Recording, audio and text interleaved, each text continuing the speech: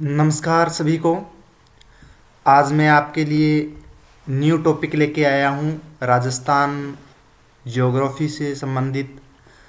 और राजस्थान ज्योग्राफी से संबंधित ये जो हमारा टॉपिक रहेगा आज का, वो है राजस्थान की जलवायु। ये जो आप टॉपिक देख रहे हैं, ये है राजस्थान की जलवायु।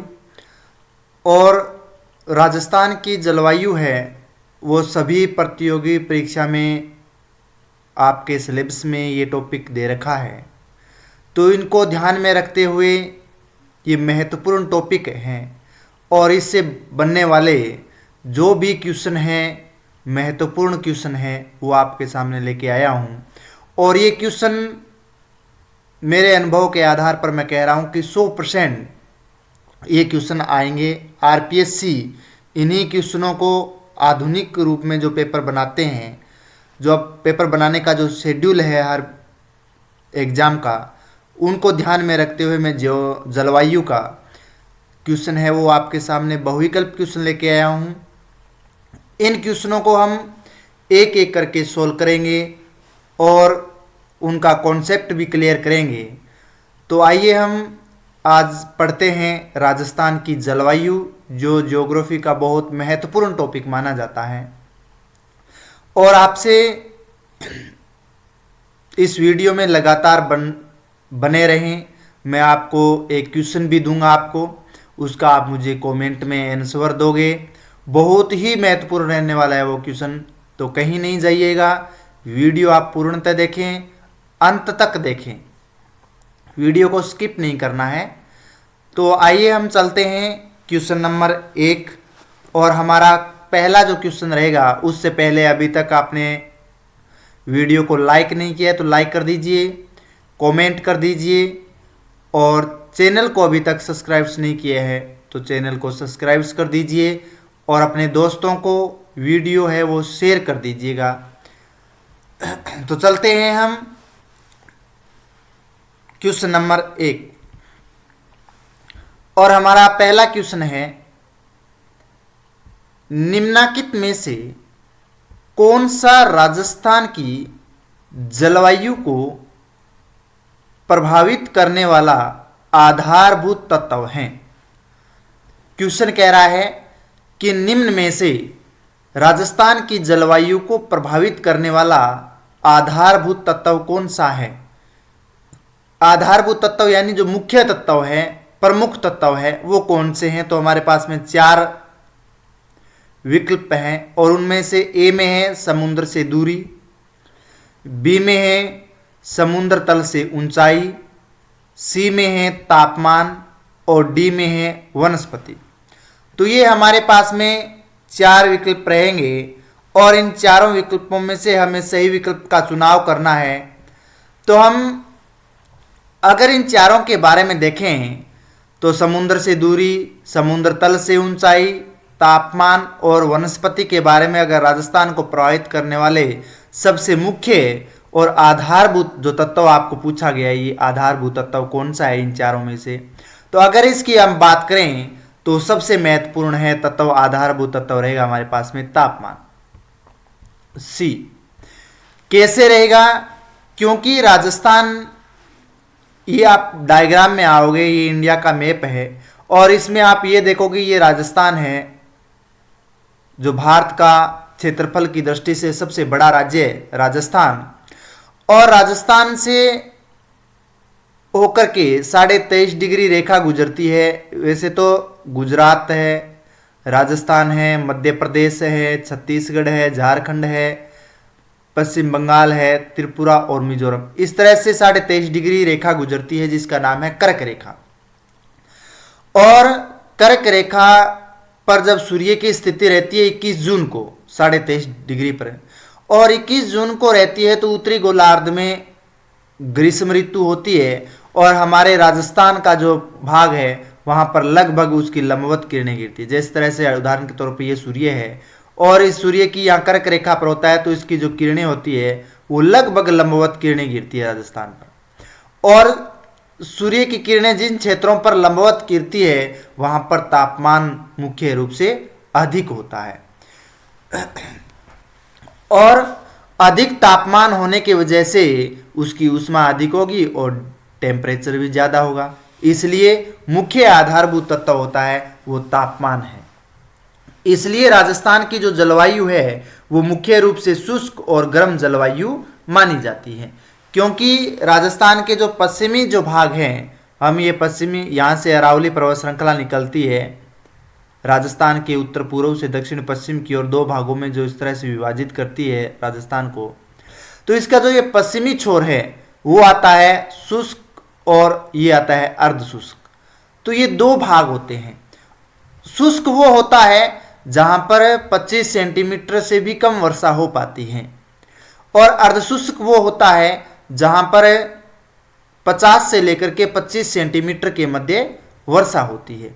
तो इसलिए उसको शुष्क और अर्धशुष्क प्रदेश के रूप में माना गया है। और कोपेन की जलवायु आप पढ़ोगे तो कोपेन की जलवायु के वर्गीकरण के अनुसार उसमें शुष्क है वहां पर BWH जलवायु दर्शाई हुई होती है।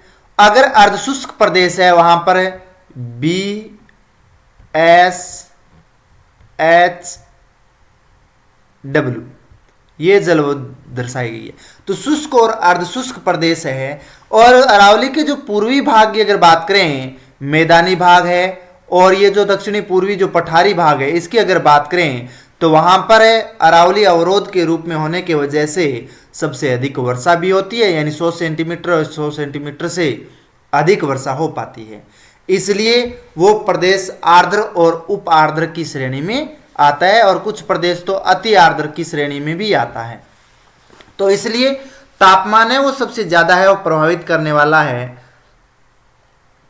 और तापमान ग्रीष्म ऋतु की अगर बात करें तो राजस्थान में जो ग्रीष्म ऋतु का जो तापमान रहता है वो लगभग औसत तापमान 40 डिग्री से प्लस है वो चला जाता है, और सर्दियों में कम होता है, क्योंकि यहाँ पर जो रेतीली मृदा पाई जाती है।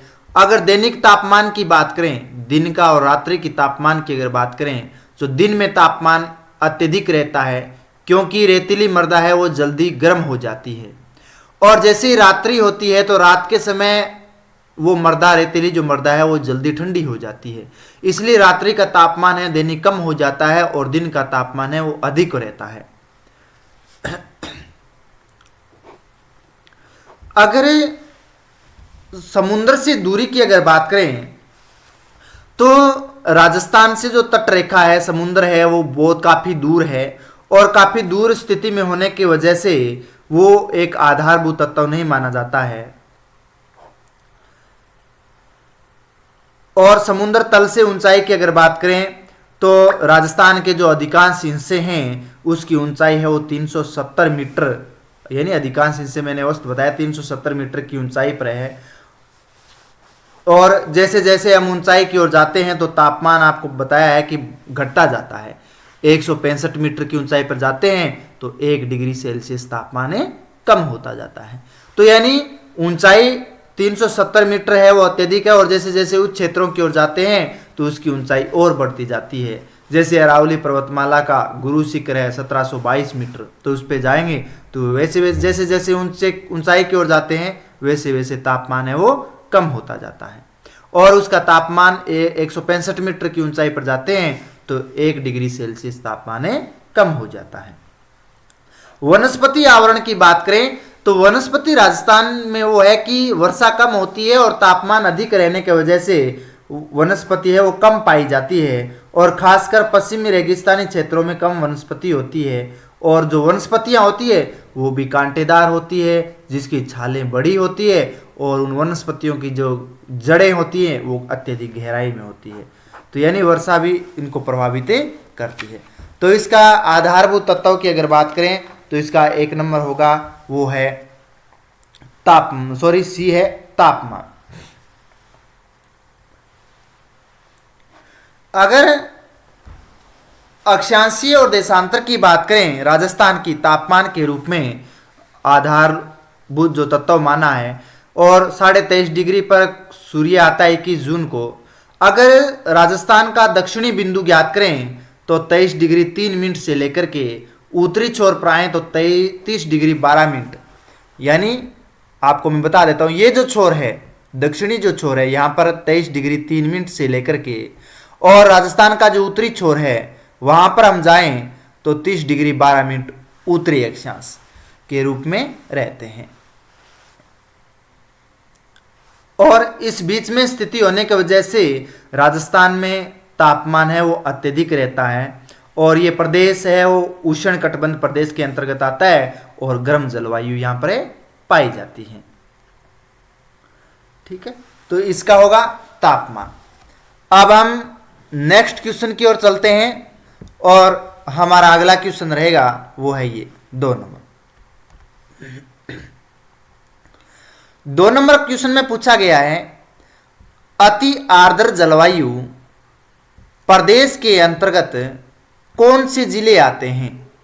यानी आपको क्वेश्चन ध्यान से पढ़ना है। क्वेश्चन कह रहा है अति आर्द्र जलवायु, जो अति आर्द्र जलवायु है उसके अंतर्गत राजस्थान के कौन कौन से जिले आते हैं। तो राजस्थान के जिले पूछे हैं, और वो जिले पूछे हैं जहां की जलवायु अति आर्द्र है। अति आर्द्र वो होते हैं जहां पर अत्यधिक वर्षा होती है, यानी सबसे ज्यादा जो वर्षा होती है उस प्रदेश को अति आर्द्र प्रदेश कहा जाता है। तो उसमें हमारे पास में 4 विकल्प हैं, और उन 4 ऑप्शन में से हम पढ़ें तो ए में है झालावाड़ और बांसवाड़ा, बी में है बूंदी और सिरोही, सी में है जयपुर और सीकर, डी में है भरतपुर और धौलपुर। तो अगर इस 2 नंबर क्वेश्चन की बात करें तो 2 नंबर क्वेश्चन में अति आर्द्र जलवायु हम झालावाड़ और बांसवाड़ा जो ए क्वेश्चन है वो सही माना जाता है, क्योंकि यहाँ पर अति आर्द्र जलवायु पाई जाती है, क्योंकि इन क्षेत्रों में सबसे या इन जिलों में सबसे अधिक वर्षा होती है। तो इनकी अगर स्थिति देखें राजस्थान में, तो ये आप ये झालावाड़ जिला ये देख रहे हैं, दक्षिणी पूर्वी पठारी प्रदेश के अंतर्गत ये झालावाड़ जिला है। राजस्थान का दक्षिणी पूर्वी जिला झालावाड़ जिला है ये। और बांसवाड़ा जिले की बात करें तो राजस्थान का सबसे दक्षिणी जिला बांसवाड़ा, और इन क्षेत्रों पर सबसे अधिक वर्षा होती है, और ये यानी अति आर्द्र जिले हैं, क्योंकि यहाँ पर 100 सेंटीमीटर से अधिक वर्षा हो पाती है।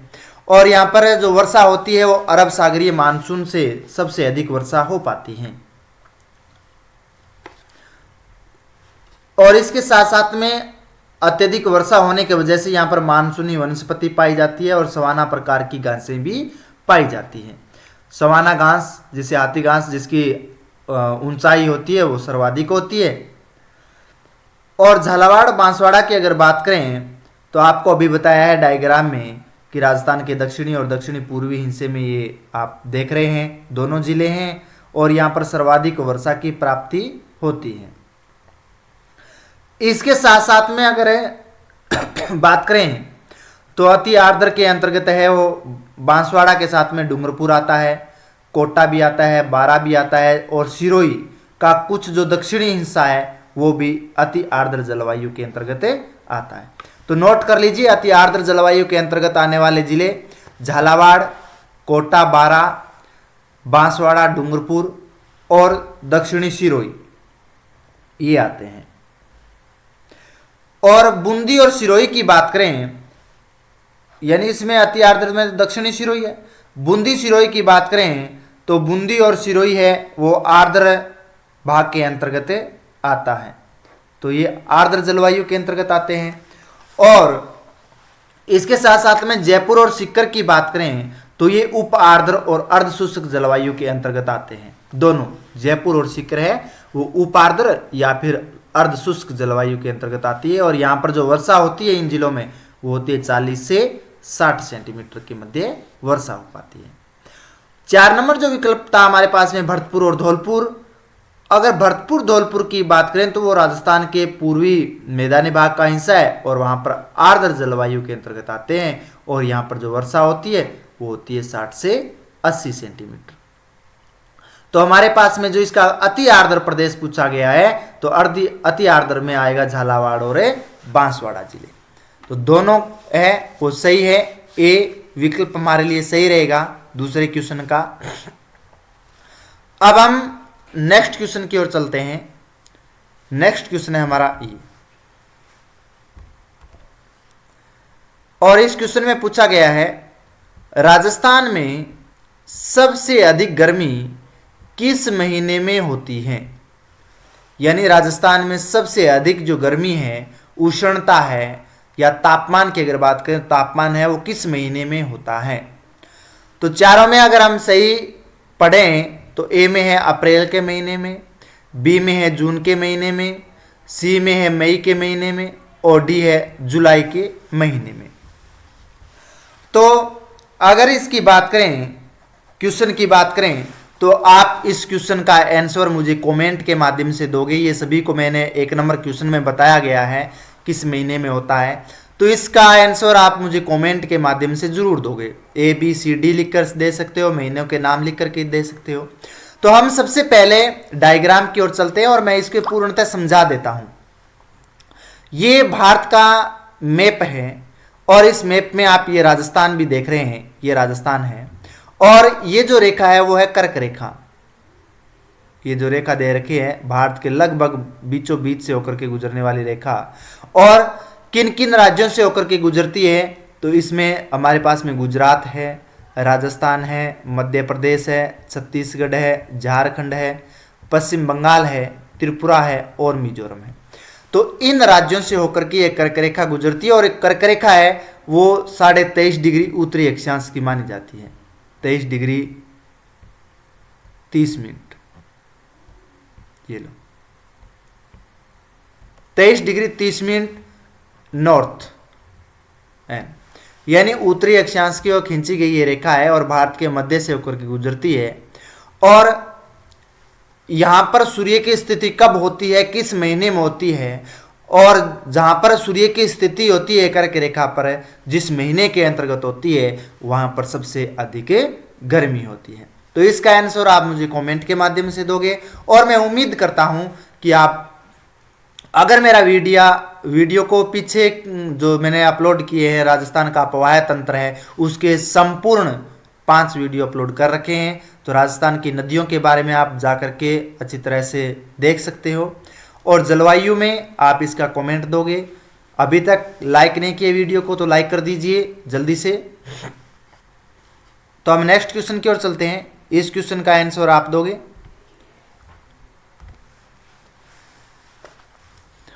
और ये क्वेश्चन है हमारा, राजस्थान की जलवायु दशाओं के संबंध में निम्नलिखित में से कौन सा कथन सत्य है। यानी राजस्थान की जलवायु दशाओं के संबंध में ये जो नीचे विकल्प दे रखे हैं इनमें से कौन से विकल्प है वो सही माने जाते हैं। तो हमें सही विकल्प का चुनाव करना है, कौन सा विकल्प सही है। तो अगर हम देखें, ए है राजस्थान की जलवायु दशाएं तापमान और वर्षा की चरम सीमाओं से युक्त है। ए में ये पूछा कहा गया है। बी की अगर बात करें, राज्य की जलवायु उष्ण और शुष्क प्रकार की है। ठीक है। सी में पूछा गया है राज्य में वर्षा की मात्रा दक्षिण पूर्व से उत्तर पश्चिम की ओर बढ़ती जाती है। डी में है राज्य की जलवायु उष्ण आर्द्र प्रकार की है। तो अगर इस क्वेश्चन की अगर बात करें हम, तो इस क्वेश्चन का जो सही आंसर आएगा वो आएगा ए, क्योंकि ए में है राजस्थान की जो जलवायु दशाएं हैं वो तापमान और वर्षा, यानी अधिक तापमान होता है या अत्यधिक तापमान और कम वर्षा की चरम सीमाओं से युक्त है, इसलिए ए सही है।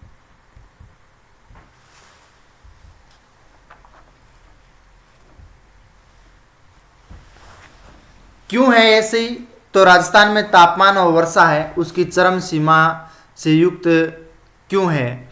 तो राजस्थान की अगर जलवायु की विशेषताएं अगर देखें तो तापमान और वर्षा दोनों ही में भिन्नता है, यानी तापमान अत्यधिक रहता है और वर्षा कम होती है। शीत ऋतु में आते हैं, तापमान है वो कम रहता है, वर्षा भी नाम मात्र की होती है और होती है वो दक्षिणी उत्तर पश्चिमी या पछुआ पवनों के प्रभाव से वर्षा होती है जिसे माउट कहा जाता है। और गर्मियों में जो तापमान है वो 45 डिग्री सेल्सियस से पार चला जाता है और सर्दियों में कम होता है। और राजस्थान के जो पश्चिमी जो भाग हैं, अरावली का जो पश्चिमी हिस्सा है, वहाँ पर वर्षा भी बहुत कम होती है और शुष्क स्थिति बनी रहती है। और दक्षिणी पूर्वी जो भाग है वहाँ पर बहुत अधिक वर्षा होती है, इसलिए वो अति आर्द्र स्थिति में आते हैं। तो इनकी ये चरम सीमाएं होती है राजस्थान में। अगर बी की बात करें, राज्य की जलवायु उष्ण और शुष्क प्रकार की है। तो उष्ण और शुष्क प्रकार की इसलिए क्योंकि यहाँ के अधिकांश पश्चिमी राजस्थान की जलवायु है वो उष्ण और शुष्क यानी गर्म और सूखी है। और उष्ण शुष्क या फिर गर्म और सूखी होने के वजह से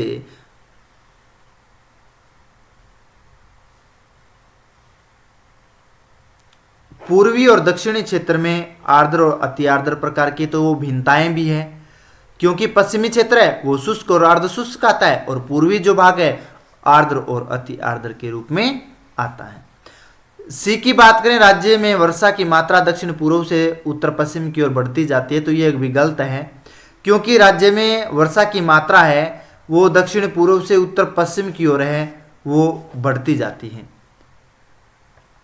तो ये गलत है, ठीक है ना, क्योंकि बढ़ती हुई नहीं जाती है। जब दक्षिणी पूर्व से इस तरह से जब मानसून चलता है दक्षिण पूर्व से उत्तर पश्चिम की ओर चलता है तो इन क्षेत्रों पर अधिक वर्षा होती है। और जब तक यहाँ पर आते हैं तब तक ये पवनें हवाएं अपनी आर्द्रता इन भागों में समाप्त कर देती है और इन भागों में समाप्त कर देती है। और अरावली एक अवरोध के रूप में होने की वजह से इन भागों में वर्षा बहुत कम होती है, वृष्टि छाया प्रदेश कहलाता है। तो दक्षिण पूर्व से उत्तर पश्चिम की ओर जाते हैं तो बढ़ती नहीं जाती है, घटती जाती है, यानी घटती जाती है, ठीक है ना। तो घट जाती है, बढ़ती नहीं है, इसलिए क्वेश्चन है वो गलत है। डी में कहा कि राज्य की जलवायु उष्ण और आर्द्र प्रकार की है। तो उष्ण आर्द्र, उष्ण तो ठीक है परंतु आर्द्र सभी क्षेत्र में नहीं है। पूर्वी जो भाग है वहां पर आर्द्र प्रकार की है, परंतु पश्चिमी जो भाग है वहां पर आर्द्र प्रकार की नहीं है, यानी नमी नहीं है, परंतु शुष्क तो है परंतु नमी नहीं है, उष्ण है, इसलिए ये सत्य नहीं है। इसलिए हमारा जो इसका आंसर होगा सही वो होगा ए, राज्य की जलवायु दशाएं हैं वो तापमान और वर्षा की चरम सीमा से युक्त है, यानी कम वर्षा और अधिक तापमान। तो इसलिए ए विकल्प है हमारा सही होगा। अब हम नेक्स्ट क्वेश्चन की ओर चलते हैं और हमारे लिए नेक्स्ट क्वेश्चन है ये,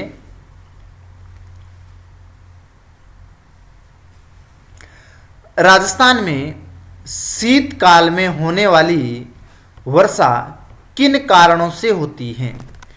यानी जो शीतकाल में, शीत ऋतु में, सर्दियों में जो वर्षा होती है राजस्थान में वो किन कारणों से होती है, कारण कौन कौन से हैं। तो आपको कारण बताने हैं कौन कौन से कारण हैं कि राजस्थान में वर्षा हो पाती है शीतकाल में। तो हमारे पास में 4 विकल्प हैं। दक्षिणी पश्चिम मानसूनी हवाओं के कारण, पश्चिमी विक्षोभ के कारण, पछुआ हवाओं के कारण, हिमालय से टकराकर वापस लौटती मानसूनी हवाओं के कारण। तो इसमें हमें सही विकल्प का चुनाव करना है। अगर हमें सही विकल्प देखें तो पश्चिमी विक्षोभ के कारण, यानी पश्चिमी जो विक्षोभ आते हैं और वो विक्षोभ आते हैं शीत ऋतु में, ठीक है ना। तो शीत ऋतु में पश्चिम विक्षोभ है वो आते हैं और हमारे शीत ऋतु में वर्षा होती है जिसे हम माउट कहते हैं। और शीतकालीन जो या शीत ऋतु में जो फसल है उनके लिए एक वरदान साबित होती है, माउट का कार्य करती है। तो पश्चिमी विक्षोभ के कारण वर्षा हो पाती है। और ये जो वर्षा होती है वो नवंबर से मार्च के मध्य होती है मुख्य रूप से, और ये पश्चिमी विक्षोभ से होती है। अब आपके मन में होगा कि पश्चिमी विक्षोभ होता क्या है, यानी पश्चिमी विक्षोभ के कारण जो वर्षा होती है, परंतु पश्चिमी विक्षोभ होता क्या है। तो मैं आपको बता देता हूं, पश्चिमी विक्षोभ है वो भूमध्य सागर और जो अंटार्कटिक महासागर है वहां पर उत्पन्न होने वाला एक उष्णकटिबंधीय चक्रवात कहलाता है। ठीक है ना, अतिरिक्त जो चक्रवात है वो कहलाता है, और वहां से अटलांटिक महासागर और भूमध्य सागर से उत्पन्न होता है, और पछुआ हवाओं के प्रभाव से होकर के ये पश्चिम से पूर्व दिशा में गति करता है, ठीक है ना, पछुआ हवाओं के कारण, और ये पश्चिम से पूर्व की ओर यात्रा करता है, इसलिए पश्चिम भाग है वहां पर सबसे अधिक वर्षा करता है, और जब तक पूर्वी भाग में जाता है वहां पर अपनी आर्द्रता समाप्त कर देता है, और पूर्वी भाग में कम वर्षा, और किसी तट के पश्चिमी जो भाग है वहां पर अधिक वर्षा कर पाता है। अगर भारत में प्रवेश की बात करें तो ये विक्षोभ है वो ईरान से होता हुआ इराक, अफगानिस्तान और पाकिस्तान पार करके फिर भारत के उपमहाद्वीप में प्रवेश करता है, और राजस्थान है वो पश्चिमी भाग है या पश्चिमी राज्य है भारत का, उत्तर पश्चिमी, इसलिए वहां पर वर्षा हो पाती है।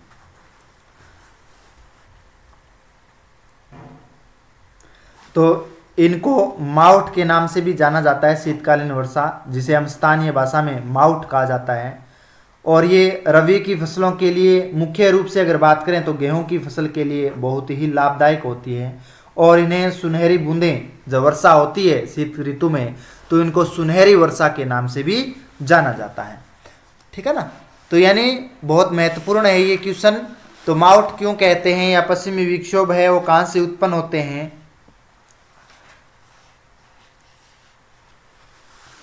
तो पश्चिमी विक्षोभ है अटलांटिक महासागर और भूमध्य सागर से उठने वाला एक चक्रवात होता है, और पछुआ हवाओं के प्रभाव में होकर के ये पश्चिम से पूर्व की ओर बहता है, और ये बहता हुआ ईरान, इराक, अफगानिस्तान, पाकिस्तान को प्रवेश करने के बाद में भारत में प्रवेश करता है, और भारत में शीत ऋतु में वर्षा करती है। और ये वर्षा शीतकालीन जो फसलें हैं गेहूं के लिए मुख्य रूप से, तो इनके लिए वरदान साबित होती है, इसलिए इन्हें सुनहरी बूंदें भी कहा जाता है। ठीक है, समझ में आ गया? तो 5 नंबर का आंसर होगा पश्चिमी विक्षोभ के कारण जो भूमध्य सागर और अटलांटिक महासागर में उठने वाला चक्रवात है, शीत ऋतु में वर्षा होती है। नेक्स्ट क्वेश्चन की ओर चलते हैं, वो है ये राजस्थान में शीतकाल में वर्षा करने वाले विक्षोभों की उत्पत्ति होती है। यानी शीतकाल में वर्षा करने वाले जो विक्षोभ है अभी आपको बताया था, और इन विक्षोभों की उत्पत्ति कहां से होती है? तो हमारे पास में 4 विकल्प हैं, भूमध्य सागर है, कैस्पियन सागर, अरब सागर, लाल सागर और बाल्टिक सागर। तो ये 4 विकल्प हैं, और चारों विकल्पों में हम अगर पढ़ें तो इसमें अरब सागर है, तो अरब सागर में तो शीत ऋतु में वर्षा नहीं होती है। अरब सागर ये है, आप देख रहे हो भारत का ये हिस्सा, और भारत के ये पश्चिमी छोर पर ये अरब सागर है, तो ये शीत ऋतु में वर्षा नहीं होती है, पर तो ग्रीष्म ऋतु में वर्षा होती है। लाल सागर की बात करें तो लाल सागर ये है, तो यहाँ से भी वर्षा नहीं हो पाती है, हमारे यहाँ से कोई भी चक्रवात या प्रतिचक्रवात उत्पन्न नहीं होते हैं। बाल्टिक सागर की बात करें तो बाल्टिक सागर से भी चक्रवात उत्पन्न नहीं होते हैं, परंतु भूमध्य सागर और कैस्पियन सागर ये आप देख रहे हैं, ये है भूमध्य सागर, और कैस्पियन जो सागर है वो, और अटलांटिक महासागर, यहां से जो उत्पन्न होने वाले जो चक्रवात हैं, और ये चक्रवात उत्पन्न क्यों होते हैं शीत ऋतु में, ग्रीष्म ऋतु में वर्षा क्यों नहीं करवाते हैं, तो मैं आपको विस्तार से बताता हूं। यहां से एक 0 डिग्री रेखा गुजरती है जिसे बोलते हैं भूमध्य रेखा। एक रेखा 23.5 डिग्री उत्तरी अक्षांश से होकर के गुजरती है, एक रेखा 23.5 डिग्री दक्षिणी अक्षांश से होकर के दक्षिणी अक्षांश से होकर के गुजरती है। इस तरह से ये 3 रेखाएं हैं, ये बीच की रेखा है वो 0 डिग्री रेखा है, और हमेशा सूर्य की स्थिति है वो इन तीनों रेखाओं के ही बीच में होती है। सूर्य यानी वो उत्तरायण या दक्षिणायन होता है, तो उत्तर की ओर है वो 23.5 डिग्री है, 23 degree 30 minute 23 degree 30 minute. North यानी उत्तर में नॉर्थ 23.5 डिग्री दक्षिण 23 डिग्री 30 मिनट, ये लो साउथ।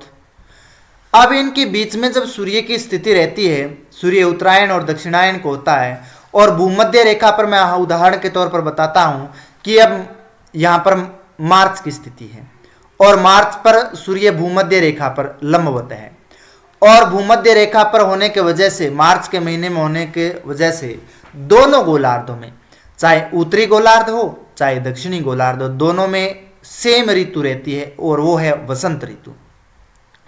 और मार्च के बाद में सूर्य है वो उत्तरायण की ओर होता है, यानी उत्तर की ओर बढ़ता है, और जून के महीने में यानी 21 जून है, और 21 जून को सूर्य आ जाता है कर्क रेखा पर, और कर्क रेखा पर आता है तो यहां पर 5 डिग्री उत्तर से 5 डिग्री दक्षिण में एक क्षेत्र होता है ITCZ। कौन सा क्षेत्र है? ITCZ। ITCZ का पूरा नाम क्या है? ITCZ, inter tropical convergence zone, ठीक है ना। तो ITCZ है वो जब सूर्य उत्तरायण की ओर होता है तो वो उत्तर की ओर खिसक जाता है, ठीक है ना, 10 डिग्री हो जाता है। तो 10 डिग्री उत्तर की ओर खिसकता है तो इन क्षेत्रों में जो हवा चलती है व्यापारिक पवनें चलती है, 30 डिग्री तक व्यापारिक पवनें चलती है, और व्यापारिक पवनें हैं वो खिसक करके 10 डिग्री और उत्तर की ओर चली जाती है, तो यहां तक आ जाता है ये भाग। तो भारत के उत्तर की ओर तक व्यापारिक हवाएं शुरू हो जाती है, और जो पछुआ हवाएं हैं वो है काफी और उत्तर की ओर खिसक जाती है, और उनकी दिशा है वो दक्षिण पश्चिम से उत्तर पूर्व की ओर होती है, तो इस तरह से बनती है। तो ये उत्तर की ओर बहती है तो इन क्षेत्रों में वर्षा हो पाती है इस समय ग्रीष्म ऋतु में। और हमारे ये जो दक्षिणी पूर्वी हवाएं हैं, और दक्षिणी पूर्वी हवाएं भूमध्य रेखा को पार करती हुई वापस में इधर मुड़ती है, तो अरब सागर से ग्रीष्म ऋतु में वर्षा हो पाती है जून जुलाई के महीने में इस छोर पर। और उसके बाद में जून के बाद में जुलाई अगस्त और सितंबर, 23 सितंबर को वापस सूर्य है वो भूमध्य रेखा पर आ जाता है। तो 6 महीने सूर्य है वो कहां पर रहता है? उत्तरी गोलार्ध में रहता है। और सितंबर का महीना होता है जब लौटता हुआ मानसून कहा जाता है, क्योंकि सूर्य दक्षिणायन को चला जाता है, दक्षिणायन होता है, वैसे वैसे मानसून है वो लौट जाता है। और सितंबर के बाद में अक्टूबर, नवंबर और दिसंबर, और 22 दिसंबर को सूर्य है वो मकर रेखा पर होता है। तो यहां पर सूर्य होता है तो ITCZ है वो फिर दक्षिण की ओर खिसक जाता है। तो दक्षिण की ओर खिसकता है तो व्यापारिक हवाएं इस यहां तक चल रही थी, अब वो यहां खिसक जाएगी, इस तक आ जाएगी। तो यहां पर कौन सी हवाएं आ जाएगी? यहां आ जाएगी पछुआ हवाएं, और पछुआ हवाओं के प्रभाव से अटलांटिक महासागर में वो चक्रवात उत्पन्न होते हैं, भूमध्य सागर में चक्रवात उत्पन्न होते हैं, कैस्पियन सागर में चक्रवात उत्पन्न होते हैं। वो फिर पश्चिमी हवाओं के प्रभाव में आकर के पश्चिम से पूर्व की ओर भारत में प्रवेश करते हैं और यहाँ पर वर्षा कर पाते हैं। तो शीत ऋतु में इस तरह से वर्षा हो पाती है। तो भूमध्य सागर और कैस्पियन सागर से वर्षा होती है और यहाँ से विक्षोभ उठते हैं, इसलिए हमारा ए विकल्प है वो सही होगा। तो करेक्ट है वो ए है, भूमध्य सागर और कैस्पियन सागर से। तो ये क्वेश्चन आपको समझ में आया होगा कि किस तरह से विक्षोभ उत्पन्न होते हैं शीत ऋतु में, ग्रीष्म ऋतु में उत्पन्न क्यों नहीं होते हैं। तो ग्रीष्म ऋतु में ITCZ है वो उत्तर की ओर खिसक जाता है, और उत्तर की ओर खिसकने की वजह से वहां पर किसका प्रभाव हो जाता है? व्यापारिक पवनों का प्रभाव हो जाता है। पछुआ हवाएं और उत्तर की ओर खिसक जाती है, इसलिए ये पछुआ हवाओं के संपर्क में ये स्थान नहीं आते हैं। और जैसे ही दक्षिण की ओर सूर्य चला जाता है तो फिर ITCZ दक्षिण की ओर खिसक जाता है, तो फिर ये क्षेत्र पछुआ हवाओं के प्रभाव में रहते हैं और बाद में वर्षा करते हैं। और कहां से चक्रवात उठते हैं? भूमध्य सागर, कैस्पियन सागर या फिर अटलांटिक महासागर से उठने वाले चक्रवात होते हैं। तो इसका ए है वो सही है, नोट कर लीजिए नोटबुक में। अब हम नेक्स्ट क्वेश्चन की ओर चलते हैं, और नेक्स्ट क्वेश्चन है ये, राजस्थान में मावठ द्वारा होने वाली वर्षा किस फसल के लिए वरदान मानी जाती है? यानी राजस्थान में शीत ऋतु में वर्षा होती है वो कौन सी फसल के लिए वरदान मानी जाती है? तो हमारे पास में 4 विकल्प हैं, गेहूं, मक्का, चावल, बाजरा। कौन सी फसल के लिए महत्वपूर्ण है ये, तो आप बता सकते हैं। आसान सा क्वेश्चन है, आप भी बता सकते हो इसके लिए। कौन सी फसल के लिए, यानी शीत ऋतु में बोई जाने वाली जो फसल है गेहूं, और गेहूं की फसल के लिए ये मावठ है वो वरदान मानी जाती है। अगर एक ही वर्षा हो जाए शीत ऋतु में मावठ के रूप में, तो एक वरदान है किसानों के लिए, और अच्छी खासी फसल हो जाती है, अमृत के रूप में कार्य करती है। शीत ऋतु में होने वाली वर्षा है मावठ, जिसको हम बोलते हैं। और अभी आपको बताया था, ये जो शीत ऋतु में वर्षा होती है भूमध्य सागर से उत्पन्न होने वाले चक्रवातों से हो पाती है, और जो इनको स्थानीय भाषा में मावठ कहते हैं, जो पश्चिमी विक्षोभ के कारण होती है, और ये भूमध्य सागर से उत्पन्न होता है। क्योंकि गेहूं जो फसल है वो एक रबी की फसल है, और रबी है वो कौन सी, यानी ये शीत ऋतु की फसल कही जाती है। ठीक है ना। अगर मुख्य रूप से अगर बात करें गेहूं के साथ साथ में, तो मावठ है वो गेहूं की फसल है, सरसों की भी है, चना जैसी फसल है, इनके लिए महत्वपूर्ण मानी जाती है। यानी गेहूं अकेले के लिए भी नहीं है, इनमें ऑप्शन हमारे पास में गेहूं था तो वो सही है, इसके साथ साथ में सरसों की भी है, चना की भी है, इनको लिए भी वरदान साबित की जाती है। ठीक है ना, क्योंकि किसानों को ये वर्षा हो जाती है तो किसानों को सिंचाई की आवश्यकता नहीं रहती है, और बहुत सारा खर्चा है वो बच भी जाता है इसलिए। तो इसका करेक्ट आंसर होगा ए। अब हम नेक्स्ट क्वेश्चन की ओर चलते हैं, और वो क्वेश्चन है ये कि राजस्थान की सर्दियों की वर्षा मुख्यतः होती है, यानी सर्दियों की वर्षा या शीत ऋतु की जो वर्षा है वो किससे होती है, किन हवाओं से होती है। 4 विकल्प हैं, उत्तर पूर्वी हवाओं से, दक्षिण पश्चिमी हवाओं से, सवैन्य धाराओं से, उत्तरी पश्चिमी हवाओं से। यानी किन हवाओं से वर्षा होती है शीत ऋतु में। जो सर्दियों की जो वर्षा है कौन सी हवाओं से होती है, तो अभी आपको बताया था कि ITCZ दक्षिण की ओर खिसकता है दिसंबर के महीने में या सितंबर के बाद में, तो ये पूरा का पूरा हमारा राजस्थान है या भारत है वो किसकी श्रेणी में आ जाता है, पछुआ हवाओं के प्रभाव में आ जाता है। और पछुआ हवाएं हैं वो इस तरह से आती है और यहाँ पर वर्षा कर पाती है। तो यानी उत्तर पश्चिमी जो हवाएं हैं इससे वर्षा होती है। डी इसका सही होगा, क्योंकि यहाँ से उत्पन्न होती है और यहाँ से उत्पन्न होती हुई भूमध्य अटलांटिक महासागर, भूमध्य सागर या कैस्पियन सागर, इस तरह से होती हुई भारत में ये राजस्थान में यहाँ पर वर्षा हो पाती है। और राजस्थान के जो उत्तर पश्चिमी जो भाग है वहाँ पर सबसे अधिक वर्षा होती है इससे। ठीक है ना, तो उत्तर पश्चिमी भाग में उत्तर पश्चिमी हवाओं के कारण वर्षा हो पाती है, इसलिए इसका डी आंसर है वो सही होगा।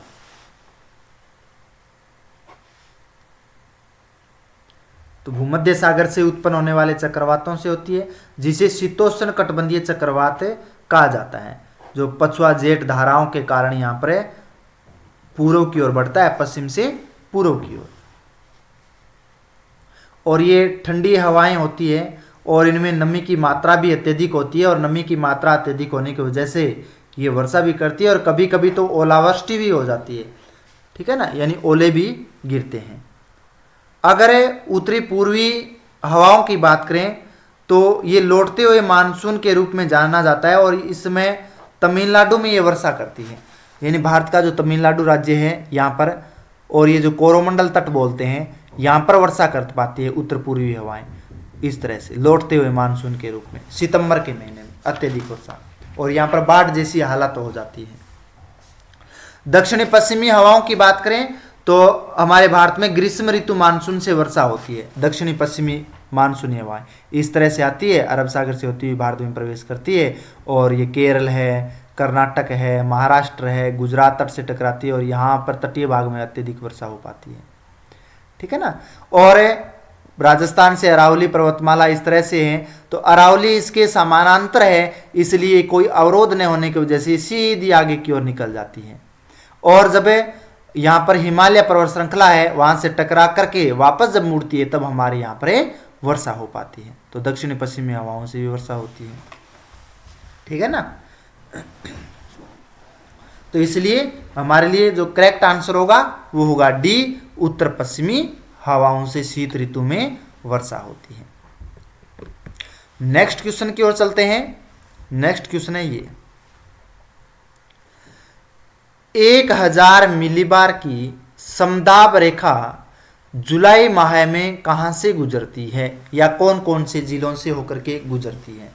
1000 समदाब रेखा, 1000 समदाब रेखा हमारे पास में 4 विकल्प हैं, उनमें हम देख लेते हैं।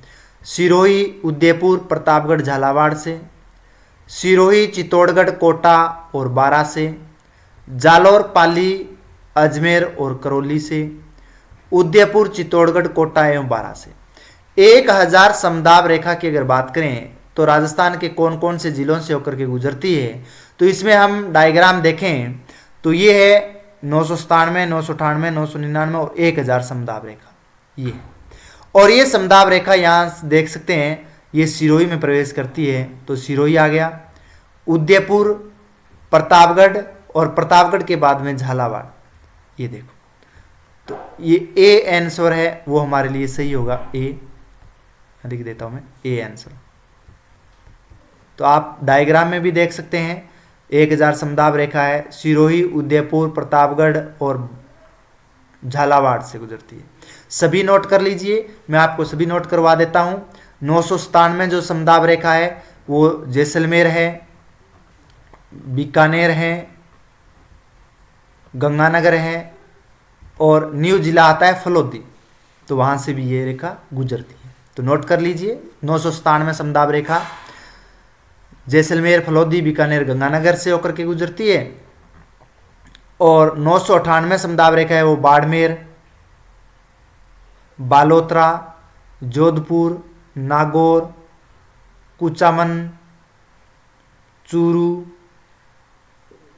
सीकर का जो पश्चिमी भाग है वहां से होती हुई गुजरती है 998 समदाब रेखा। 999 समदाब रेखा है वो जालौर से होती हुई पाली, अजमेर, टोंक और सवाई माधोपुर, इन जिलों से होकर गुजरती है। 1000 समदाब रेखा है वो सिरोही, उदयपुर, प्रतापगढ़ और झालावाड़ से होकर के गुजरती है। तो चारों समदाब रेखाएं आपको बता दी है। चारों समदाब रेखाओं के बारे में आप नोट कर लीजिएगा। 997 में कौन कौन से जिले आते हैं, 998 में कौन कौन से आते हैं, 999 और 1000 समदाब रेखा के अंतर्गत कौन कौन से जिले आते हैं। तो हमारे क्वेश्चन में पूछा गया था 1000 समदाब रेखा, तो सिरोही, उदयपुर, प्रतापगढ़ और झालावाड़, ठीक है। तो चारों जिलों से होकर के ये रेखा गुजरती है, जिसे 1000 समदाब रेखा के रूप में या मिलीबार एमबी के रूप में जाना जाता है, ठीक है। अब हम अगले क्वेश्चन की ओर चलते हैं और हमारे लिए अगला क्वेश्चन रहेगा वो है ये,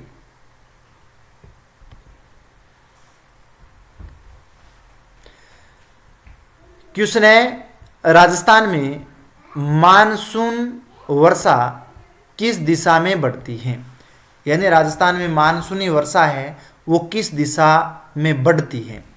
तो इसमें हमारे पास में 4 विकल्प हैं, दक्षिण पश्चिम से उत्तर पूर्व की ओर, दक्षिण पूर्व से उत्तर पश्चिम की ओर, उत्तर पश्चिम से दक्षिण पूर्व की ओर या दक्षिण से उत्तर की ओर। किस दिशा से होकर के ये बढ़ती है,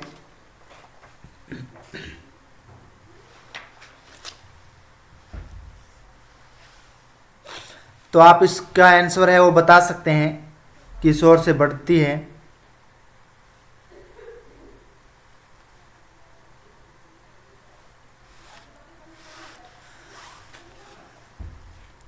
बढ़ना वर्षा की मात्रा के आधार पर भी है और बढ़ना जैसे मानसून आगे गति करता है उसके आधार पर है, ठीक है ना।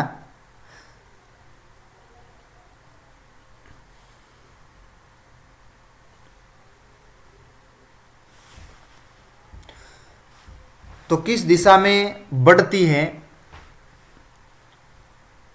वर्षा की मात्रा,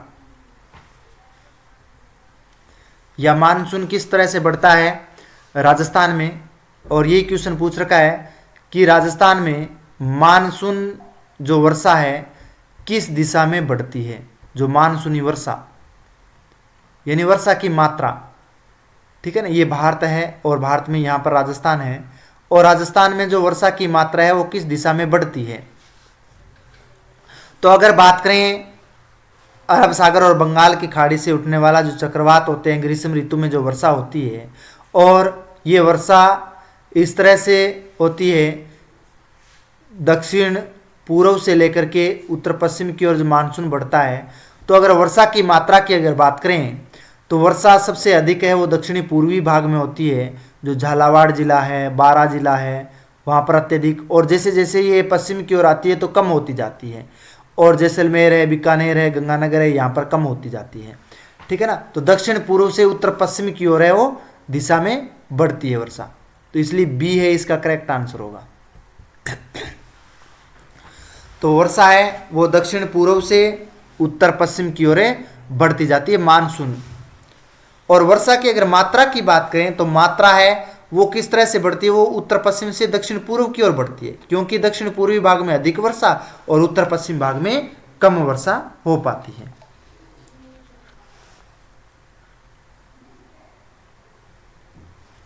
तो इसलिए बी आंसर है वो सही होगा। मानसून का आगे बढ़ने का जो सिलसिला है वो रहता है दक्षिण पूर्व से उत्तर पश्चिम की ओर बढ़ता है मानसून आगे की ओर, और वर्षा है वो बढ़ती है किस तरह से, दक्षिण पूर्व से उत्तर पश्चिम से दक्षिण पूर्व की ओर, यानी उत्तर पश्चिम भाग में कम वर्षा होती है, ये जो भाग है यहाँ पर कम वर्षा हो पाती है राजस्थान के, और दक्षिणी पूर्वी भाग है वहाँ पर अधिक वर्षा हो पाती है। तो वर्षा बढ़ती है उत्तर पश्चिम से दक्षिण पूर्व की ओर, और मानसून जो बढ़ता है वो बढ़ता है दक्षिण पूर्व से उत्तर पश्चिम की ओर। तो दोनों क्वेश्चन सोल्व हो गए हैं इसमें। अब हम नेक्स्ट क्वेश्चन की ओर चलते हैं, और वो क्वेश्चन है ये, सामान्यतः राजस्थान में दक्षिणी पश्चिमी मानसून की अवधि कौन सी होती है, यानी अवधि मतलब यानी किस महीने में दक्षिण पश्चिम मानसून होता है जो वर्षा करती है। तो हमारे पास में 4 विकल्प हैं, जून से अक्टूबर, जून से सितंबर, जुलाई से अक्टूबर और मई से अगस्त तक। तो इन चारों विकल्पों में हमें सही विकल्प का चुनाव करना है। अगर हम देखें तो राजस्थान में मुख्यतः दक्षिणी पश्चिमी जो मानसून आता है, और दक्षिणी पश्चिम मानसून है वो कब से कब तक होता है। तो दक्षिणी पश्चिम मानसून जब सूर्य उत्तरायण की ओर होता है जून के बाद में, मार्च के बाद में, और मार्च, अप्रैल, मई, जून, जुलाई, अगस्त और सितंबर तक है वो सूर्य उत्तरायण ही रहता है, यानी भूमध्य रेखा से उत्तर की ओर ही रहता है। ये भूमध्य रेखा आप देख रहे हैं, ठीक है ना। यहाँ पर मार्च के महीने में 21 मार्च को सूर्य स्थिति रहती है, और 21 मार्च के बाद में यहाँ पर जून के महीने, जून के बाद में जुलाई, अगस्त और सितंबर वापस यहाँ आ जाता है। तो 6 महीने उत्तर की ओर ही रहता है सूर्य। तो इसलिए अगर देखें तो वर्षा जो होती है जो हमारे भारत में या राजस्थान में, तो वो होती है जून के बाद में, यानी जून के बाद में, और लास्ट वर्षा सितंबर में होती है। तो जून से सितंबर बी ग्रीष्म ऋतु में वर्षा होती है, और दक्षिणी पश्चिमी मानसून से होती है। अरब सागर से उठने वाला जो चक्रवात होता है इससे वर्षा होती है दक्षिणी पश्चिमी। ये देखो, ये दक्षिणी पश्चिमी हवाएं आती है और राजस्थान भारत में प्रवेश करती है, और राजस्थान में ये वर्षा कर पाती है। तो इसमें होगा जून से सितंबर। तो ये दक्षिणी पश्चिमी मानसून है वो भारतीय उपमहाद्वीप में वर्षा करता है, और जून से सितंबर तक ये वर्षा मानी जाती है। तो ये सामान्य अवधि होती है इसकी, जून से सितंबर तक, और सितंबर के महीने में जो वर्षा होती है वो लौटते हुए मानसून की वर्षा होती है, ठीक है ना। तो आगमन होता है वो जून के मध्य में होता है, राजस्थान में प्रवेश करता है। और आमतौर पर अगर बात करें तो 15 से लेकर के 25 जून के बीच और जुलाई के पहले सप्ताह में पूरे राज्य में ये मानसून फैल जाता है, जिसे हम दक्षिणी पश्चिम मानसून के नाम से जाना जाता है। ये सक्रिय कब होता है, तो ये सक्रिय है जुलाई और अगस्त में आमतौर पर होता है राजस्थान में, और यहाँ पर अधिक वर्षा होती है। और राज्य में अगर बात करें तो वार्षिक वर्षा है वो 91 सेंटीमीटर या 90 सेंटीमीटर के आसपास से हो पाती है। वापसी यानी वापस कब जाता है, तो मानसून वापसी है वो सितंबर के महीने में होता है, और सितंबर के पहले यानी 1 सितंबर लौटते हुए मानसून के रूप में जाना जाता है, और 15 सितंबर तक यानी 1 सितंबर से 15 सितंबर तक पूरे राज्य से वापस से लौट जाता है। तो यानी जून से लेकर के सितंबर तक इसकी अवधि रहती है। तो इसलिए इसका करेक्ट आंसर होगा वो होगा बी, जून से सितंबर तक। ठीक है, अब हम नेक्स्ट क्वेश्चन की ओर चलते हैं, और हमारे लिए नेक्स्ट क्वेश्चन रहेगा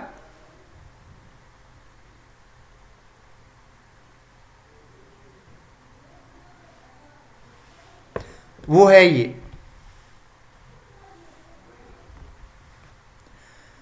क्वेश्चन है निम्नलिखित में से राजस्थान का कौन सा क्षेत्र मानसून के अरब सागर शाखा से अधिकतम वर्षा प्राप्त करता है।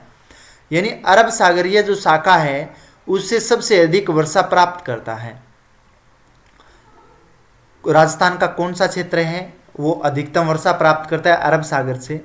तो हमारे पास में 4 ऑप्शन है, उसमें ए में है उत्तर तथा उत्तर पूर्वी क्षेत्र, यानी उत्तर और उत्तर पूर्वी क्षेत्र ये आता है, ये उत्तरी और ये उत्तर पूर्वी भाग ये आता है। तो क्या है, ये भाग अरब सागर से वर्षा प्राप्त करता है। पूर्वी क्षेत्र, पूर्वी क्षेत्र की अगर बात करें तो ये भाग आता है पूर्वी क्षेत्र। मध्य अरावली, मध्य अरावली की बात करें तो अरावली का ये मध्यवर्ती भाग। दक्षिणी या दक्षिणी पूर्वी यानी दक्षिणी भाग और दक्षिणी पूर्वी भाग ये भाग। तो किस भाग में सबसे अधिक अरब सागरीय शाखा से वर्षा हो पाती है। तो अगर बात करें राजस्थान में, तो राजस्थान में अरब सागरीय जो प्रवेश करता है राजस्थान में मानसून, तो बांसवाड़ा है दक्षिण में, या फिर सिरोही है, डूंगरपुर है, झालावाड़ है। तो ये दक्षिणी और दक्षिणी पूर्वी जो भाग है, ये जो भाग है यहाँ पर सबसे ज़्यादा वर्षा होती है। तो इसलिए दक्षिणी और दक्षिणी पूर्वी भाग डी है वो करेक्ट आंसर होगा। इसका करेक्ट आंसर होगा डी, दक्षिणी और दक्षिणी पूर्वी भाग। तो यहाँ पर सबसे अधिक वर्षा प्राप्त होती है, और जिसकी 2 शाखाएं होती है अरब सागर से उड़ती है, अरब सागरी शाखा और बंगाल की खाड़ी की शाखा। तो यहाँ पर दोनों शाखाएं हैं के द्वारा वर्षा हो पाती है। अगर अरब सागर से बात करें तो अरब सागर मानसून शाखा है वो पश्चिम घाट से टकराने के बाद, जैसे गुजरात से महाराष्ट्र टकराने के बाद में वो आगे की ओर बढ़ता है। और राजस्थान में जो अरावली पर्वतमाला है उसकी जो दिशा रहती है दक्षिण पश्चिम से उत्तर पूर्व की ओर है, और वो एक समानांतर है। यानी अरावली है वो मानसूनी हवाओं के समानांतर होने की वजह से कोई अवरोध या बाधा नहीं डालती है, तो किसी टकराए बगैर हवाएं हैं वो आगे बढ़ जाती है और वर्षा नहीं कर पाती है। और अधिकतम जो वर्षा होती है वो राजस्थान के दक्षिणी भाग में, विशेषकर जो बांसवाड़ा जिला है वहाँ पर प्रवेश करता है राजस्थान में, क्योंकि राजस्थान का दक्षिणी जिला है वो लास्ट जिला है। और इसके साथ साथ में दक्षिणी पूर्वी भाग में अगर बात करें, या दक्षिणी के उदयपुर भी और सिरोही भी आते हैं, उसमें भी आते हैं, उसके अंतर्गत भी ये भाग आता है। और जो सबसे अधिक स्थान वर्षा प्राप्त करने वाला है वो माउंट आबू जो सिरोही में स्थान है वहाँ पर हो पाती है। और दक्षिणी पूर्वी में भाग में अगर वर्षा की बात करें तो वो होती है झालावाड़ जिले में, ठीक है ना। दक्षिण में बांसवाड़ा और दक्षिणी पूर्वी में झालावाड़ जिले में अधिक वर्षा हो पाती है। तो इसलिए इसका जो करेक्ट आंसर होगा वो होगा डी, दक्षिणी और दक्षिणी पूर्वी भाग में, दक्षिणी और दक्षिणी पूर्वी भाग में अधिकतम वर्षा हो पाती है। तो राजस्थान का जो ये भाग है ये दक्षिणी भाग माना जाता है, डूंगरपुर, बांसवाड़ा, उदयपुर, सिरोही ये भाग, और झालावाड़, बारा ये जो भाग है इन भागों में सबसे अधिक वर्षा होती है। और सिरोही में एक स्थान आता है माउंट आबू, तो वह सर्वाधिक वर्षा प्राप्त करने वाला स्थान आता है माउंट आबू सिरोही में, ठीक है। अब हम नेक्स्ट क्वेश्चन की ओर चलते हैं। ये देखो इस क्वेश्चन में पूछा है निम्नलिखित में से कौन से जिलों का समूह सर्वाधिक औसत वार्षिक वर्षा प्राप्त करता है, यानी इनमें से किन जिलों में सर्वाधिक औसत वर्षा की प्राप्ति होती है, राजस्थान के कौन कौन से जिलों में। तो ए में है झालावाड़ बांसवाड़ा, बी में उदयपुर भीलवाड़ा, सी में बूंदी कोटा और डी में भरतपुर और करौली। अगर इन जिलों की बात करें तो अभी आपको बताया था, हम डी से शुरुआत करते हैं। भरतपुर करौली की स्थिति की बात करें तो भरतपुर और करौली, ये आप देख रहे हैं, ये भरतपुर जिला है और ये करौली जिला है। तो भरतपुर और करौली जिले राजस्थान के पूर्वी भाग में स्थित जिले हैं, तो यहाँ पर सर्वाधिक वर्षा प्राप्त नहीं होती है। ये मैदानी भाग में है, अधिक वर्षा या अत्यधिक वर्षा प्राप्त नहीं हो पाती है। ये आर्द्र के प्रदेश के अंतर्गत आते हैं, अति आर्द्र के अंतर्गत नहीं आते हैं। फिर हम बात करें बूंदी और कोटा की, अगर बात करें तो ये आप प्रदेश देख रहे हैं, दोनों जिले देख रहे हैं, कोटा और बूंदी। तो कोटा और बूंदी है 12 झालावाड़ जिले के पश्चिम में है, और यहाँ से जब आर्द्र हवाएं आती है तो इन भागों में अधिक वर्षा करेगी और इन भागों में कम वर्षा करेगी, तो ये प्रदेश भी नहीं आते हैं। फिर उदयपुर और भीलवाड़ा की बात करें तो ये आप उदयपुर जिला देख रहे हैं और उदयपुर के साथ साथ में ये भीलवाड़ा देख रहे हैं। तो भीलवाड़ा और उदयपुर में भी इतनी ज़्यादा वर्षा नहीं होती है। उदयपुर में तो फिर भी मान लेते हैं, पर तो उदयपुर के साथ साथ में भीलवाड़ा में उतनी वर्षा नहीं हो पाती है, क्योंकि ये जिला आंतरिक जिला है, तो ये आर्द्रता है वो समाप्त कर देती है। पर तो झालावाड़ और बांसवाड़ा की बात करें तो बांसवाड़ा जिला दक्षिणी जिला है, अरब सागरीय शाखा और बंगाल की खाड़ी की शाखा से यहाँ पर वर्षा होती है। इसके साथ साथ में जो झालावाड़ जिला है वहाँ पर भी सर्वाधिक वर्षा होती है। तो राजस्थान के 2 जिले हैं जहाँ पर अति आर्द्र जिले माने जाते हैं और अत्यधिक वर्षा होती है, उसमें है बांसवाड़ा 1 नंबर और 2 नंबर है झालावाड़। इसलिए हमारा करेक्ट आंसर होगा वो होगा ए, झालावाड़ और बांसवाड़ा। तो करेक्ट आंसर है ए, झालावाड़ और बांसवाड़ा जिले हैं, वहां पर राजस्थान की सर्वाधिक वर्षा प्राप्त करने वाले ये जिले हैं, सबसे अधिक यहाँ पर वर्षा हो पाती है, इसलिए ए है वो करेक्ट आंसर है माना जाएगा। और यहां पर अगर वर्षा की अगर बात करें तो यहां पर वर्षा दक्षिणी पूर्वी भाग है, और ये जो दक्षिणी बांसवाड़ा का जो क्षेत्र है वो आर्द्र प्रदेश के अंतर्गत आता है, ठीक है ना, आर्द्र या अति आर्द्र प्रदेश के अंतर्गत आता है ये।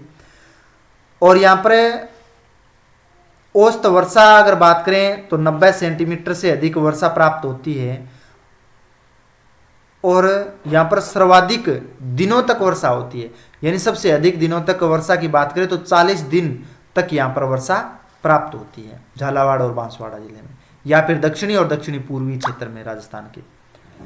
अन्य आर्द्र जिलों की बात करें झालावाड़ और बांसवाड़ा में तो राजस्थान के जो दक्षिणी जिले हैं वहां पर भी उच्च वर्षा प्राप्त होती है, जिसमें उदयपुर है, सिरोही है, या फिर दक्षिणी पूर्वी राजस्थान में 12 है, तो वहां पर भी वर्षा प्राप्त हो पाती है। तो इसलिए हमारा जो आंसर होगा सही वो होगा झालावाड़ और बांसवाड़ा। अब हम नेक्स्ट क्वेश्चन की ओर चलते हैं, और नेक्स्ट क्वेश्चन है हमारा ये,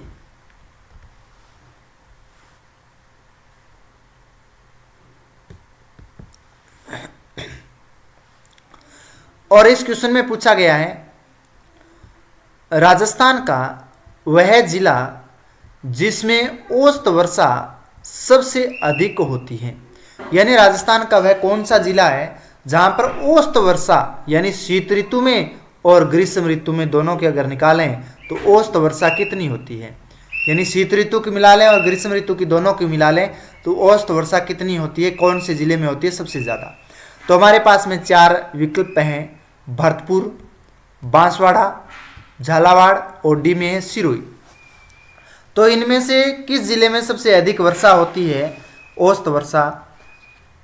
तो राजस्थान में, और या फिर राजस्थान है वो एक विशाल राज्य है, क्योंकि क्षेत्रफल की दृष्टि से भारत का सबसे बड़ा राज्य जाना जाता है, और यहाँ पर वर्षा का जो पैटर्न है वो बहुत ही भिन्नता दर्शाता है, यानी अलग अलग वर्षा होती है, कहीं पर कम होती है, कहीं पर नाम मात्र की वर्षा होती है, 20 सेंटीमीटर से भी कम वर्षा होती है, और कई स्थान ऐसे हैं जहां पर 100 सेंटीमीटर से भी अधिक वर्षा हो पाती है।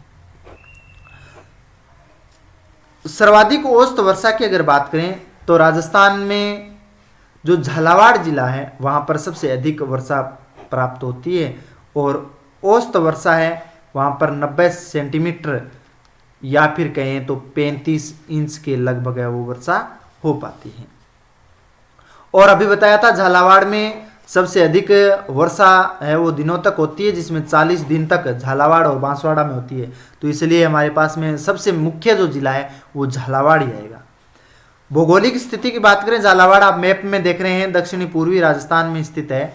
ये आप देख लो, ये रहा दक्षिणी पूर्वी राजस्थान का, ये देखिए ये रहा, ये झालावाड़ है दक्षिणी पूर्वी राजस्थान में। और यहाँ पर बंगाल की खाड़ी से और अरब सागर दोनों शाखाओं से नमी प्राप्त होती है, यानी वर्षा की प्राप्ति हो पाती है। अन्य क्षेत्रों की तुलना में यहाँ पर अधिक वर्षा होती है।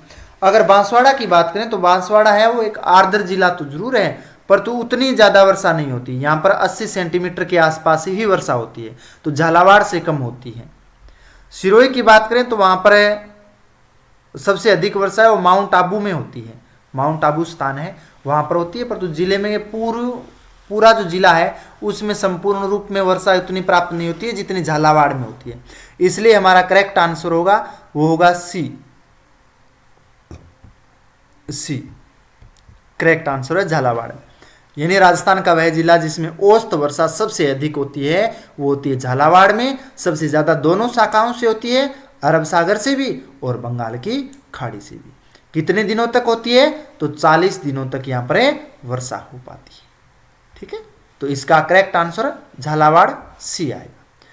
नेक्स्ट क्वेश्चन की ओर चलते हैं और नेक्स्ट क्वेश्चन है हमारा ये, गर्मियों में माउंट आबू का तापमान राजस्थान के अन्य स्थानों की तुलना में कम रहता है क्योंकि, यानी ग्रीष्म ऋतु में गर्मियों में माउंट आबू है और माउंट आबू कौन से जिले में है तो वो है सिरोही जिले में। उनका तापमान है वो राजस्थान के अन्य स्थानों की तुलना में, यानी अन्य जो स्थान है कोई भी आप राजस्थान के 41 जिलों में से अलग अलग जिले ले सकते हो, उसकी तुलना कर सकते हो, तो वहां का तापमान कम क्यों है। यानी माउंट आबू का तापमान है, ये पूछा है कि माउंट आबू का तापमान कम क्यों है अन्य स्थानों की तुलना में, इसका तापमान। तो इसमें हमारे पास में 4 विकल्प हैं। राजस्थान में माउंट आबू की समुद्र तट से दूरी सर्वाधिक है, क्या इसलिए तापमान कम रहता है। समुद्र तट से दूरी होती है, अधिक दूरी होती है तो तापमान कम होता है क्या, सोचकर बताना। बी में है माउंट आबू में मानसूनी हवाओं का प्रभाव अधिक रहता है, क्या मानसूनी हवाओं का प्रभाव अधिक रहता है। अगर मानसूनी हवाओं का प्रभाव अधिक रहता है तो क्या तापमान कम हो पाएगा। सी में है माउंट आबू उच्चतर ऊंचाई पर अवस्थित है, यानी अधिक ऊंचाई है, 1722 मीटर हम जो बोलते हैं, ठीक है ना। उसके बाद में माउंट आबू पर वायुमंडलीय दबाव कम है। तो हमने पेज से बताया था इन चारों विकल्पों में हमें सही विकल्प का चुनाव करना है।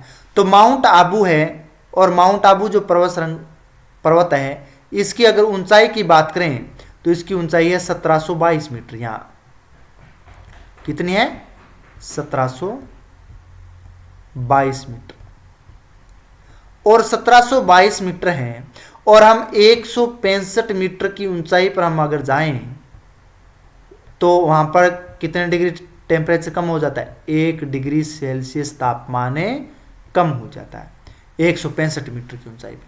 अब हम 1722 मीटर की ऊंचाई पर जाएं, यानी 1 किलोमीटर और 722 मीटर की ऊंचाई पर जाएं तो तापमान देख सकते हो अब कितना कम हो सकता है। तो यानी जो प्रदेश जितना ऊंचा होगा उसके उच्च शिखर पर तापमान उतना ही कम होगा, क्योंकि जैसे जैसे हम ऊंचाई की ओर जाएंगे वैसे वैसे तापमान है वो क्या होता जाएगा, कम होता जाएगा।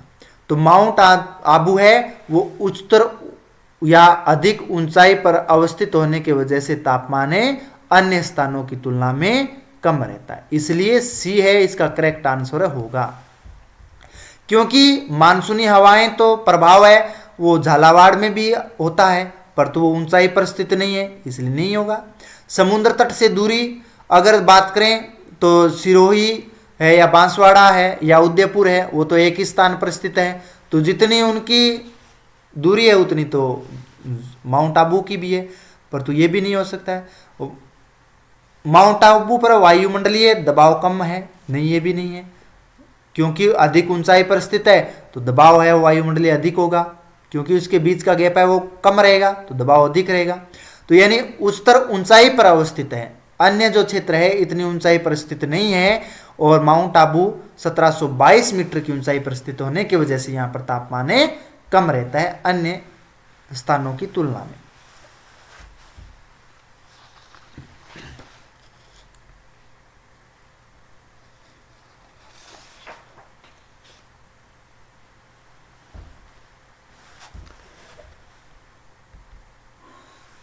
अगला हमारा क्वेश्चन है ये,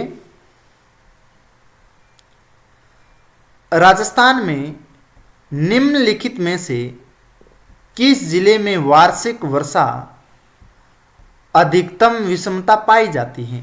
यानी वार्षिक वर्षा की अधिकतम विषमता है वो किस जिले में पाई जाती है?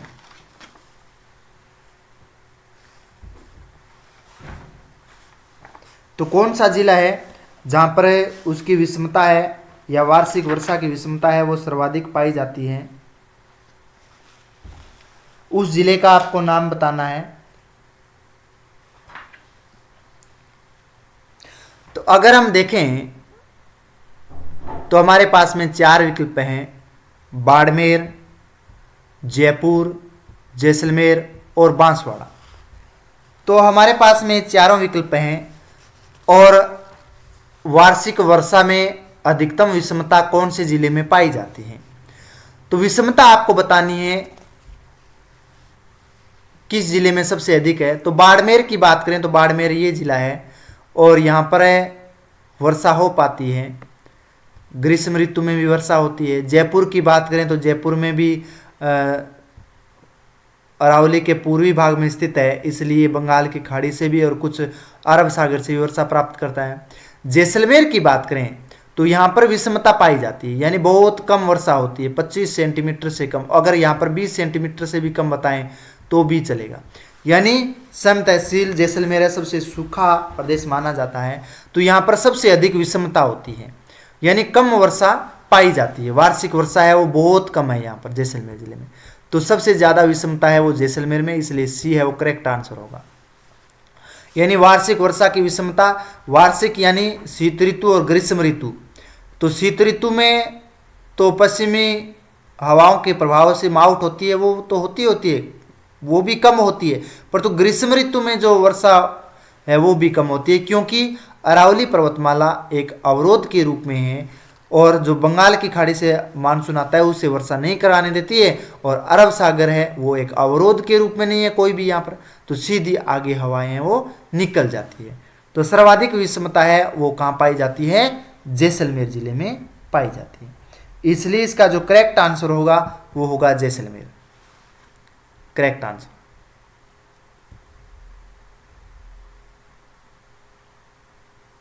ये होगा जैसलमेर। ठीक है, तो जैसलमेर में वार्षिक वर्षा की विषमता है वो सबसे अधिक पाई जाती है। अब हम नेक्स्ट क्वेश्चन की बात करें तो हमारे पास में अगला क्वेश्चन है वो है ये, राजस्थान के किस जिले में सबसे अधिक दैनिक तापांतर पाया जाता है? यानी राजस्थान में सबसे अधिक दैनिक तापमान है वो किस जिले में पाया जाता है? ए में है श्री गंगानगर, बी में है पाली, सी में है जैसलमेर और डी में है जोधपुर। तो किस जिले में सबसे अधिक दैनिक तापमान पाया जाता है? तो अगर दैनिक तापमान सर्वाधिक अगर बात करें तो सबसे ज़्यादा जो तापमान है वो मरुस्थलीय क्षेत्रों में है दैनिक तापमान, और मरुस्थलीय क्षेत्र के अंतर्गत शुष्क प्रदेश के अंतर्गत आता है जैसलमेर जिला। तो इसलिए सी है वो करेक्ट आंसर होगा इसका, सी जैसलमेर में। तो जैसलमेर में है वो सबसे अधिक दैनिक तापमान की विषमता है वो पाई जाती है, या दैनिक तापमान पाया जाता है। यानी दिन और रात का जो औसत तापमान है, और वो सर्वाधिक है वो है जैसलमेर में। जैसलमेर में सर्वाधिक तापमान दिन में, क्योंकि जब सूर्य उदय होता है और वहाँ पर रेतीली जो मृदा है, सबसे ज़्यादा रेतीली मृदा है, और रेतीली मृदा का स्वभाव है जल्दी गर्म होना और जल्दी ठंडा होना। तो यहाँ पर सबसे जल्दी है वो गर्म हो जाती है, और जल्दी गर्म होने की वजह से वहाँ का तापमान है वो अधिक रहता है। और ग्रीष्म ऋतु में तो तापमान 50 डिग्री सेल्सियस तक भी चला जाता है। तो अत्यधिक तापमान, और रात्रि के समय रेतीली मृदा है वो जल्दी ठंडी होने का स्वभाव भी है, क्योंकि जल्दी ठंडी हो जाती है, तो तापमान है वो काफ़ी कम हो जाता है, गिर जाता है। तो दैनिक तापमांतर की बात करें तो सबसे ज़्यादा विषमता है या अधिक दैनिक तापमान है वो जैसलमेर जिले में ही पाया जाता है। तो इसका करेक्ट आंसर होगा जैसलमेर। तो आज की क्लास में बस इतना ही। आपको राजस्थान की जलवायु से संबंधित मैंने ये टॉपिक करवाया है। इनसे बनने वाले जो बहुविकल्प क्वेश्चन थे वो मैंने आज की क्लास में आपको करवा दिए हैं। तो आप इस क्लास को ज़्यादा से ज़्यादा अपने दोस्तों को शेयर कीजिएगा, लाइक कीजिएगा, कमेंट कीजिएगा। क्वेश्चन जो पूछा है उसका कमेंट मुझे अवश्य बताओगे। अभी तक मेरे चैनल को सब्सक्राइब नहीं किया है तो आप सब्सक्राइब कर लीजिए, बेल आइकन का घंटा प्रेस कर दीजिए, जिससे मैं आने वाले वीडियो है उसका नोटिफिकेशन आपके पास में सबसे पहले आ सके।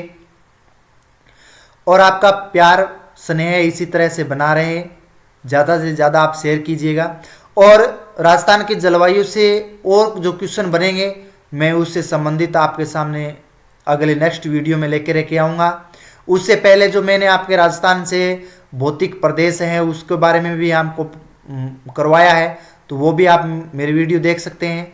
राजस्थान की नदियों के बारे में वीडियो भी करवाया है, तो वो भी आप अलग अलग पार्ट दे रखे हैं, तो वो भी आप जा कर के देख सकते हैं। और राजस्थान का जलवायु के बारे में ये पहला वीडियो है, तो आप इसको ज़्यादा से ज़्यादा प्यार दोगे, स्नेह दोगे, इसके लिए आपको बहुत बहुत धन्यवाद। जय हिंद, जय भारत, बहुत बहुत धन्यवाद।